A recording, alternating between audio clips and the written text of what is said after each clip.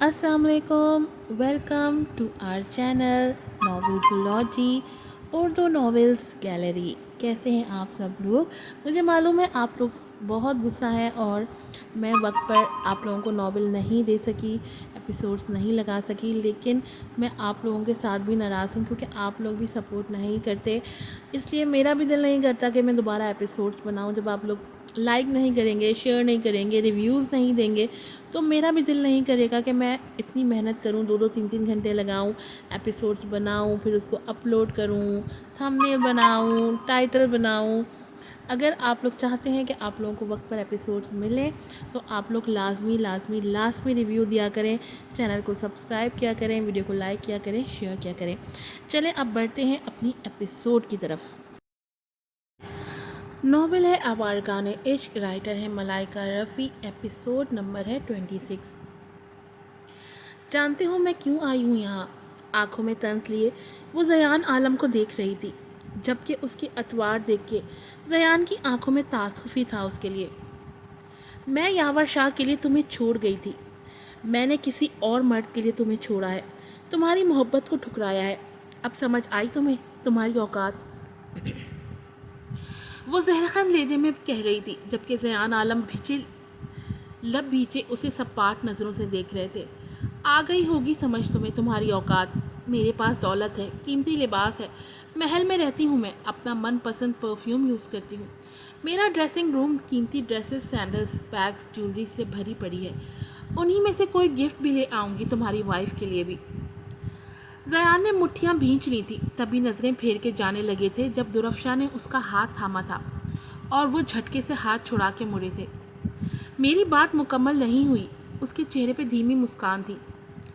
दुरफ्शा तुम्हें तुम्हारी मनपसंद ज़िंदगी मुबारक हो, लेकिन मैं अपनी छोटी सी दुनिया में खुश हूँ।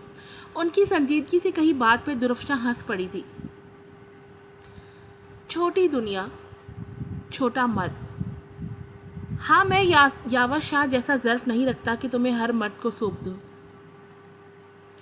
ज़यान के सपाट लहजे में कही बात पे वो चौंकी थी, तो वो सब जानता था। ये ख्याल आते ही उसे अपना जिस्म सुलगता हुआ महसूस हुआ था, जबकि ज़यान आलम सर झटक के आगे बढ़े थे और दुरफ्शा को अपना वजूद किसी पाताल में गिरता हुआ महसूस हुआ था। तुम्हारा गुरूर भी मैं खाक में मिला दूंगी ज़यान आलम, उसने दांत पीसते ये बात कही थी।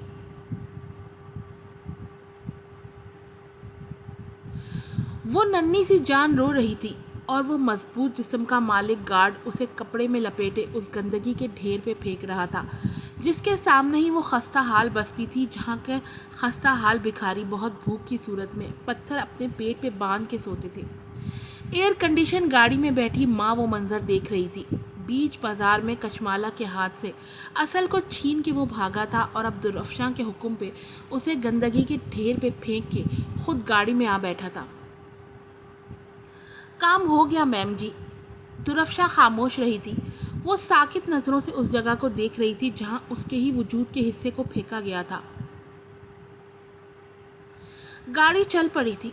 खाली नज़रों से वो रोड पे हर गुजरती गाड़ी को देख रही थी। उसके मोबाइल पे कॉल आ रही थी, औरंगज़ेब की कॉल। वो लब भींचे मोबाइल स्क्रीन को देख रही थी और फिर दिल डूब के उभरा था।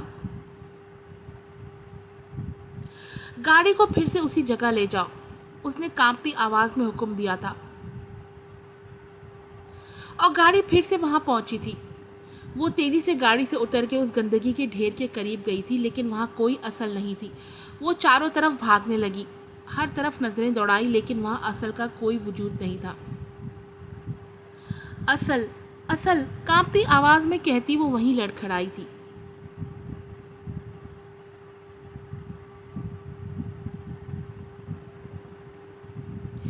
मेरी असल, मेरी बच्ची की हिफाजत ना कर पाई मैं। जब से उन्हें होश आया था वो तब से रो रही थी, जबकि ज़यान आलम खुद शौक में थे, लेकिन बार बार वो कशमाला को तसल्ली दे रहे थे। मैं असल की हिफाजत ना कर पाई ज़यान, मुझे माफ़ कर दें प्लीज़, मुझे माफ़ कर दें, मेरी बच्ची को ढूंढ दें, मेरी असल को ला दें। वो मुसलसल रो रही थी। असल को ढूंढने की हर मुमकिन कोशिश जारी थी, लेकिन उसका कोई नामो निशान और पता कुछ नहीं मिल रहा था। तेरे घर ये बच्ची कौन है जीनत? निगत उससे पूछ रही थी, जबकि वो सफ़ेद परी को नज़र भर के देखती रोने लगी। मालिक ने हमारी झोली भर दी है निगत, मालिक ने हमें नई उम्मीद दिलाई है। किधर से मिली? ये तो बड़ी खूबसूरत है। निगत अपने मैले हाथ से उस गुड़िया का गाल छूने लगी। गंदगी के ढेर पे पता नहीं कौन बख्त फेंक गया था इतनी प्यारी बच्ची को। उसकी माँ पे क्या बीत रही होगी। और फिर वो असल से मेहनम बनी थी। शहजादी से वो भिखारन की बेटी बन गई थी। नरम और मुलायम बिस्तर पे सोने वाली असल अब लकड़ी के बने बिस्तर पे सोती थी, क्योंकि वो असल नहीं थी, वो मेहनम थी। अपना सियाह बख्त लेके वो उस बस्ती में आई थी, और उस बस्ती की हर भिखारन की तरह उसे भी अपनी सियाह बख्ती की जंग लड़नी थी।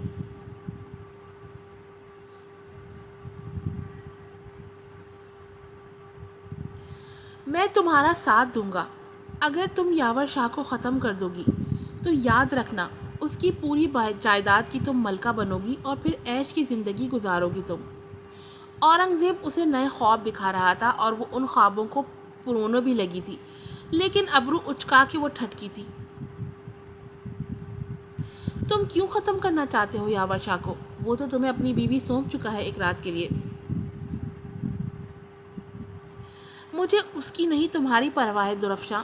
उसके सियाह करतूत की वजह से तुम रोज़ नए कर्ब से गुजरती हो, और तुम्हें इस कर्ब से मैं निजात दिलाऊंगा अगर तुम मेरा साथ दो, मेरा और मेरी बात मानो।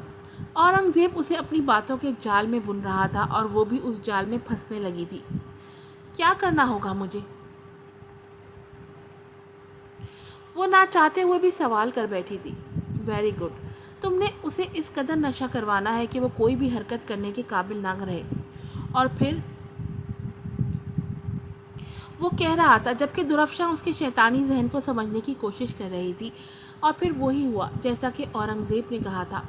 यावर शाह इस कदर नशे में था कि अपने पाँव पे खड़ा नहीं हो पा रहा था, जबकि दुरफ्शां नफरत भरी नज़रों से उसे देख रही थी, और शराब की बोतल उठा के वो यावर शाह के ऊपर फेंकने लगी।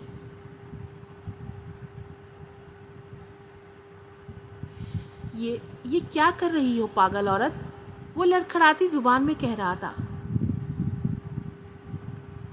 तुम्हारी मौत का तमाशा देखना चाह रही हूँ यावर शाह।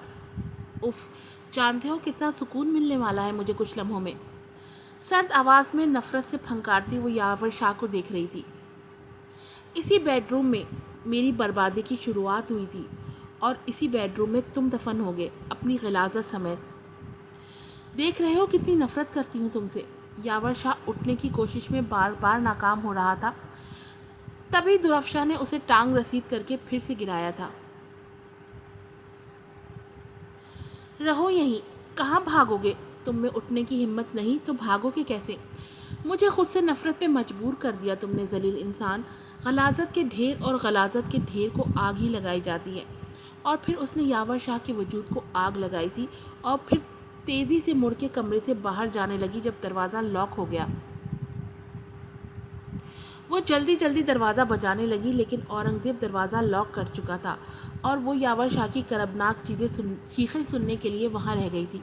वो खौफज़दा नज़रों से यावर शाह के आग पकड़ते वजूद को देख रही थी, और फिर कुछ देर बाद उस कमरे में दुरफ्शां की भी चीखें उभरी थी। आग उसे भी अपनी लपेट में ले चुका था।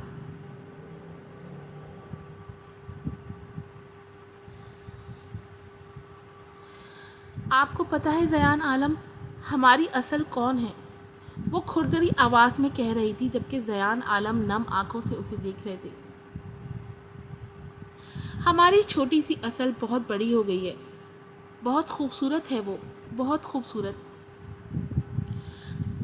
कहाँ है असल? ज़यान आलम बेचैनी से पूछने लगे, जबकि दुरफ्शां रो पड़ी थी। स्याह चादर से अपना खुरदुरा चेहरा साफ करके वो दरवाजे पे खड़ी कशमाला को देखने लगी, जो आहट सुन के वहीं आई थी, और अब हैरत से खड़ी वो दुरफ्शां को देख रही थी। मेहनम।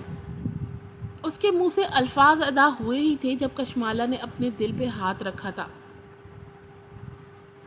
मेहनम, मेहनम असल है। उसे मैंने ही इस गंदगी के ढेर पे फेंका था, और उसकी बात अब भी अधूरी ही थी जब कशमाला चील की मानिंद उस पे झपटी थी। डाइन, بدبخت عورت، کون کرتا ہے ایسے؟ میری بچی کو برباد کر دیا تم نے، برباد کر دیا۔ میری بچی کو سزا کیوں دی؟ ناپاک عورت۔ زیان نے بے حد مشکل سے کشمالہ کو اسے الگ کیا تھا، جبکہ درفشاں خاموشی سے کھڑی ان کی مار کھا رہی تھی، جبکہ کشمالہ زیان کے سینے سے لگی رو رہی تھی۔ زیان میری بچی، میری اصل، مجھے لگا تھا مجھے اس بچی سے بے حد محبت محسوس ہوئی تھی۔ وہ مہنم میری ہی بچی تھی، میری ہی بیٹی تھی۔ زیان نے انہیں بازوؤں میں بھر لیا تھا، وہ بھی رو رہے تھے۔ برسوں کا سفر جیسے آج اختتام کو پہنچا تھا، جبکہ درفشاں بھیگی آنکھوں میں حسرت لیے انہیں دیکھ کے جانے کے لیے مڑی تھی کہ اپنی بیٹی کی سیاہ بختی اور اپنی بیٹی کی سیاہ بختی کی بڑی وجہ وہ خود ہی تو تھی۔ گڈ ایوننگ مسٹر اجمیر شاہ، نرم آواز پہ وہ چونکا تھا اور چہرے پر مسکراہٹ آئی تھی۔ مہنم، وہ پھر سے آج شام یہاں آیا تھا، ڈنر تو بہانہ تھا، اسے مہنم کی باتیں یہاں کھینچ لائی تھی۔ ہاتھ بڑھا کے وہ مہنم کا ہاتھ تھامنا چاہتا تھا اور مہنم نے بھی بے حد نرمی سے اپنا ہاتھ اس کے مضبوط ہاتھ پہ دیا تھا۔ مجھے لگا آپ نہیں آئیں گے، وہ مسکرا کے کہتی وہیں اس کے قریب رکھی کرسی پہ بیٹھ چکی تھی۔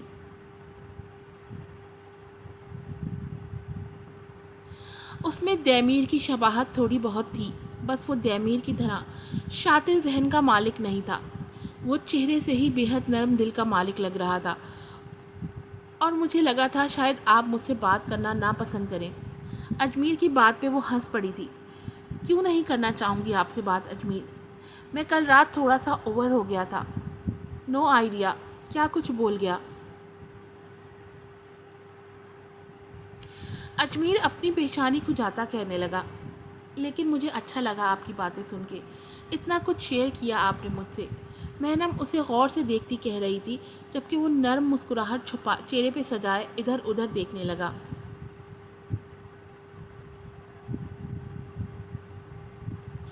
اس ایک مہینے میں ہم کتنا قریب آ گئے ہیں ایک دوسرے کے اجمیر۔ اسے مکمل اپنی محبت میں دیوانہ بنانے کے بعد مہنم اب اپنی جیت کا جشن منا رہی تھی دل ہی دل میں۔ اجمیر خاموش ہی رہا تھا، اس کے چہرے پہ ہلکی مسکراہٹ رنگی تھی، چہرے پہ یاسیت سی چھائی ہوئی تھی۔ مہنم، لہجہ بوجھل سا تھا۔ مہنم اب بھی اسے ہی دیکھ رہی تھی۔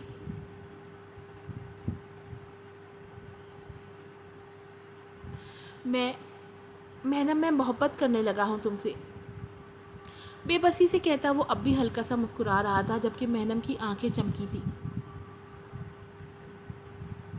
اس قدر محنت کے بعد آج پھل مل رہا تھا اسے۔ خود کو شاباشی دیتی اس نے اپنا لہجہ ملائم بنانے کی کوشش کی تھی، نرمی سے اپنا ہاتھ اس کے ہاتھ کی پشت پہ رکھا تھا۔ اجمیر، اگر میں یہ کہوں کہ میں بھی تم سے محبت کرتی ہوں تو؟ اور اجمیر کے چہرے پہ محبت بڑا احساس بکھرا تھا، آنکھوں میں نمی سی اتر آئی تھی۔ مہنم کا ہاتھ نرمی سے دبا کے وہ کہنے لگا، تو میں یہی کہوں گا کہ ایک اندھے شخص سے محبت کا ہو جانا میرے لیے تمہاری کسی مہربانی سے کم نہیں۔ یہ کیا بات ہوئی اجمیر؟ مہنم لہجے میں ناراضگی سموئے کہنے لگی۔ ول یو میری می؟ مہنم، اچانک سے سوال ہوا تھا اور مہنم شوق سی اسے دیکھنے لگی۔ مطلب وہ اپنے مقصد میں کامیاب ہو چکی تھی۔ اگر میں کہوں یس؟ وہ ہنس پڑی تھی اور اجمیر مسکراتا اس کی ہنسی کے جل ترنگ میں کھو گیا تھا۔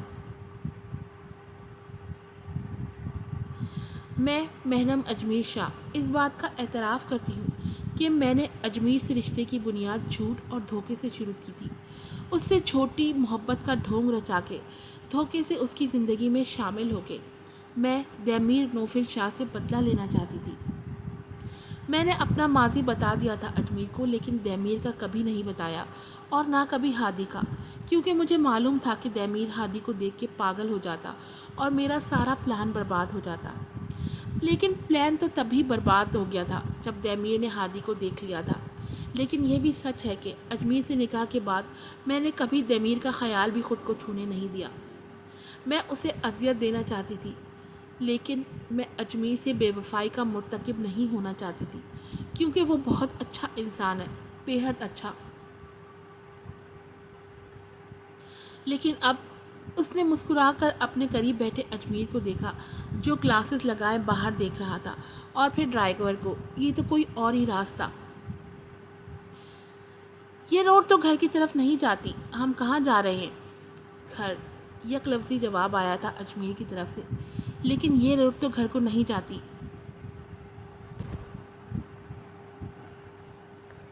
وہ اب بھی سوالیہ نشان تھی۔ تبھی اجمیر نے مسکرا کے اس کا ہاتھ تھاما تھا۔ اپنے گھر مہنم، اور مہنم مطمئن سی مسکرا دی تھی۔ لیکن آج خود سے یہ اعتراف بھی ضرور کرنا چاہوں گی کہ میں اپنے شوہر اجمیر سے بے حد اور بے پناہ محبت کرتی ہوں، جس نے میرا ہر جھوٹ جاننے کے بعد بھی مجھے سمیٹا ہے، مجھے بکھیرنے یا ذلیل ہونے نہیں دیا۔ اور آج میں اپنے ہر گناہ، ہر جھوٹ سے پاک یہ عہد کر رہی ہوں کہ اپنی آخری سانس تک میں اجمیر نوفل شاہ سے محبت کروں گی اور صرف اجمیر نوفل شاہ کی بیوی رہنا چاہوں گی۔ اے میرے اللہ، میرے ہر فیصلے میں میری مدد فرما، کیونکہ مجھے بھی آپ کی دی ہوئی زندگی کی ہر خوشی پہ حق ہے، اور اجمیر کو بھی برابر حق ہے کہ وہ خوش رہے اور وہ گناہ بری رات۔ سوال سا ہوا تھا اور مینم سر جھٹک گئی تھی۔ میں بھی تو جھوٹ اور دھوکہ ہی تھی، میں بھی تو سب برباد کرنے ہی آئی تھی، میں کب راست کار تھی۔ لیکن اب اس نے پھر سے اجمیر کو دیکھا تھا جو اس کا ہاتھ تھامے بلیک گلاسز لگائے باہر دیکھ رہا تھا۔ وہ مطمئن سی تھی۔ اب مجھے اعتراف کرنا ہے کہ میں اجمیر نوفل شاہ کی بیوی اپنے شوہر سے بے حد محبت کرتی ہوں۔ کیا لگتا ہے آپ کو کیسی گزرے گی ان دونوں کی زندگی؟ کیا مہنم کی زندگی میں آگے مشکلات آئیں گی، یا اس کی مشکلوں بھری زندگی ختم ہو چکی اور آگے ایک اچھی زندگی اس کی منتظر ہے؟ یہ سب جاننے کے لیے دیکھتے رہیے آوارگان عشق صرف ناولزولوجی یوٹیوب چینل پر۔ جلدی سے ڈھیر سارے ریویوز دیں، اور جلدی سے ویڈیو کو شیئر کریں، چینل کو سبسکرائب کریں۔ مجھے دعا میں یاد رکھیں۔ پھر ملوں گی آپ سے نئی ایپیسوڈ کے ساتھ۔ السلام علیکم۔